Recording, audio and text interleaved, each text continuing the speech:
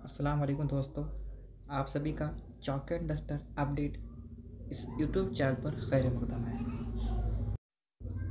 जी हाँ दोस्तों, आज हमने मवाद इंतहाई इम्पॉर्टेंट जो आपको इम्तिहान में फ़ायदेमंद है उससे रिलेटेड मवाद हमने लाया है। आप अगर हमारे यूट्यूब चैनल पर नए हैं तो बाजू में एक बटन नज़र आ रहा होगा आपको सब्सक्राइब का, वहाँ पर ज़रूर क्लिक करिए और हमारे चैनल को सब्सक्राइब करिए। जी हाँ दोस्तों, आपको बुनियादी उर्दू क़वायद के बारे में आज हम मालूमात देंगे। ये इम्तिहान में 2 से 3 मार्क को इस टॉपिक से सवाल आता है। जी हाँ दोस्तों, बेसिक उर्दू ग्रामर ये हर उस्ताद को, हर मौलिम को मालूम होना ज़रूरी है। किस तरह से हम तलबाए कराम को इस मालूमात दे सकते हैं। चलिए वक्त नहीं ज़ाया करते हुए हम आगे बढ़ते हैं। जी हाँ,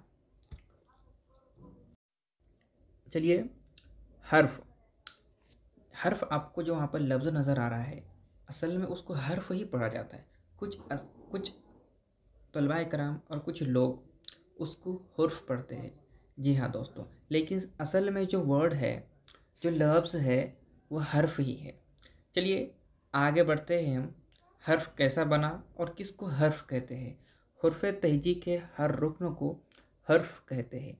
हर्फ तहजी के हर रुकन को हर्फ कहते हैं। मसलन बे, लाम, जीम, सीन वगैरह। हर्फ की जमा जो है दोस्तों हुर्फ है।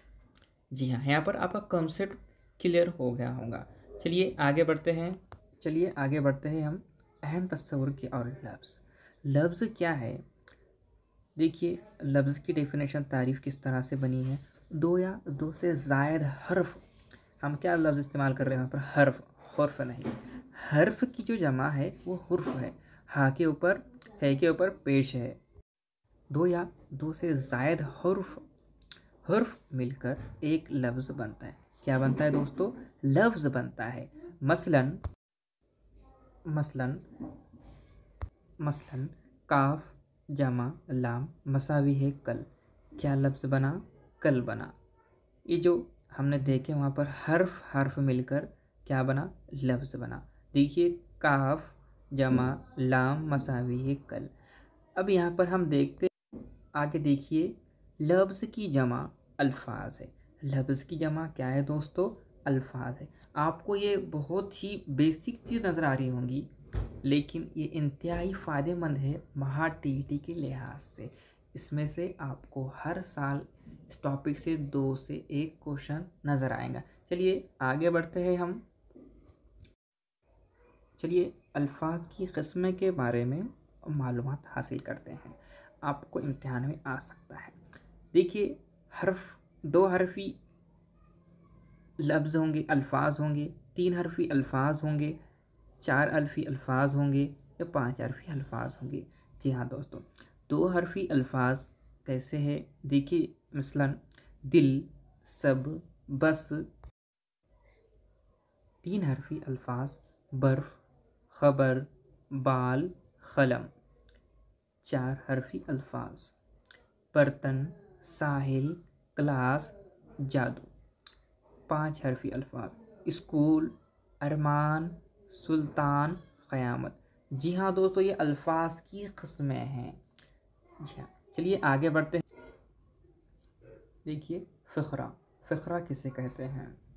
देखिए दोस्तों, हर्फ हर्फ मिलकर लफ्ज़ बना। क्या बना दोस्तों? लफ्ज़ कैसे बना? हर्फ हर्फ मिलकर लफ्ज़ बना।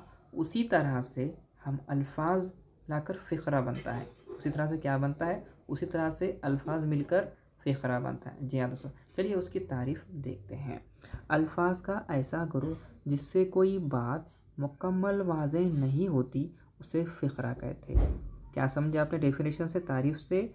अल्फाज का ऐसा ग्रुप जिससे कोई बात मुकम्मल वाज़ेह नहीं होती उसे फ़िक्रा कहते हैं। मसलन दादी की दवा, उबला हुआ पानी। यहाँ पर कोई भी बात वाज़ेह नहीं हो रही, इसलिए इसको फ़िक्रा कहा गया है। तो इसे क्या कहते हैं? ऐसे जुमलों को फ़िक्रा कहते हैं। ऐसे अल्फाज को क्या कहेंगे? फ़िक्रा कहेंगे। जी हाँ दोस्तों, चलिए आगे बढ़ते हैं। चलिए जुमले के बारे में मालूमात हासिल करते हैं।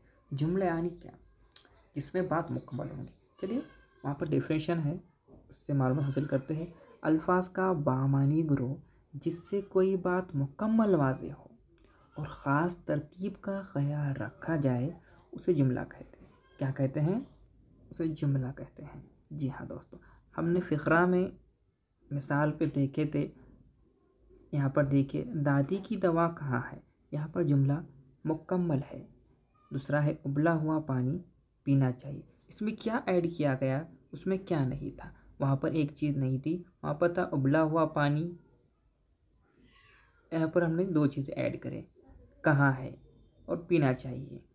ये इसलिए यहाँ पर ये दो चीज़ ऐड करने की वजह से ये जुमले मुकम्मल और वाज़ेह उसके मायने आपको तरतीब में नज़र आ रही है, इसीलिए इसे जुमला कहेंगे। वहाँ पर दादी की दवा, लेकिन वहाँ पर कहाँ है ये नहीं था।